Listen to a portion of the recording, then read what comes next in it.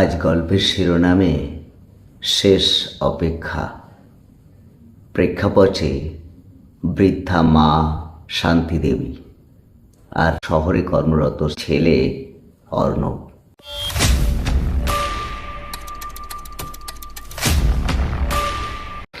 বর্ষার এক সন্ধ্যা, চারিদিকে টিপ টিপ বৃষ্টি পড়ছে। ছোট্ট কুঁড়ে ঘরে প্রদীপের ক্ষীণ আলোয় বসে আছেন এক বৃদ্ধা মা শান্তি দেবী। তার নজর দরজার দিকে, যেন অপেক্ষায় আছে কারো আসার।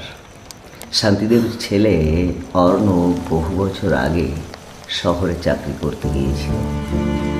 যাওয়ার সময় বলেছিল, মা তুমি একটু দাঁড়াও, আমি বড় হলে তোমাকেও নিয়ে যাব। প্রথম দিকে নিয়মিত চিঠি, ফোন সবই আসতো। দিন গড়াতে ধীরে ধীরে সেগুলো কমে গেল। একটা সময় তা একেবারে পুরোপুরি বন্ধ হয়ে গেল। গ্রামের লোকজন শান্তিদেবীকে বলতেন সে আর ফিরবে না, কিন্তু শান্তিদেবী কোনোদিনই বিশ্বাস করেননি। তিনি বলতেন সে আসবে, নিশ্চয়ই আসবে। আর প্রতিদিন বিকেলে সেই দরজার পাশে বসে রাস্তার দিকে তাকিয়ে থাকতো অপেক্ষায়, হয়তো সে আজ আসবে। দিন গড়াতে লাগলো।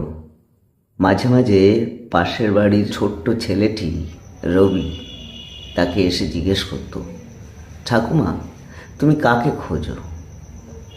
শান্তিদেবী মৃদু হেসে বলতেন, আমার ছেলে, সে নিশ্চয়ই ফিরে আসবে।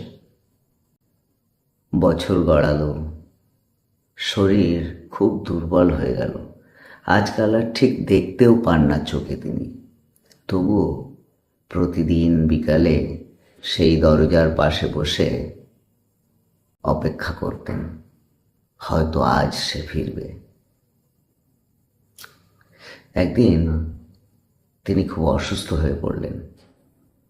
গ্রামের সমস্ত লোকজন তাকে ঘিরে দাঁড়িয়ে আছে। রবি হঠাৎ দৌড়ে এসে তার হাতটি ধরে বলল, ঠাকুমা তোমার ছেলে এসেছে, ওই দেখো দরজায় দাঁড়িয়ে আছে। শান্তিদেবীর ম্লান চোখ হঠাৎ যেন উজ্জ্বল হয়ে উঠল। তিনি মৃদু হেসে বললেন, সত্যি এসেছে? রবি তার চোখের জল লুকিয়ে বলল, হ্যাঁ ঠাকুমা, এসেছে। শান্তিদেবী মৃদু হেসে দরজার দিকে তাকালেন আর বললেন, আমি জানতাম সে ফিরবে, সে নিশ্চয়ই ফিরবে। শুধু এটুকু বলেই তিনি তার চোখ দুটো বন্ধ করলেন চিরতরে। কয়েকদিন পর সত্যি অর্ণব ফিরল। বড় গাড়ি, দামি পোশাক, সব কিছুই ছিল, শুধু সময়টুকু ছিল না। সে তার মায়ের ছোট্ট কুঁড়ে ঘরে যখন ঢুকলো, তখন সেখানে একটা ছোট্ট চিঠি আর সেই অপেক্ষায় বসে থাকার জায়গাটুকুই ছিল। আর সেই চিঠিতে লেখা ছিল, বাবা তুই অনেক বড় হ, আমি তোর জন্য সারা জীবন অপেক্ষা করব। এক মুহূর্তে অর্ণব মাটিতে বসে পড়ল। তার চোখের জল আর কেউ থামাতে পারল না। সে শুধু এটুকুই বলল, আমার অনেক দেরি হয়ে গেছে মা।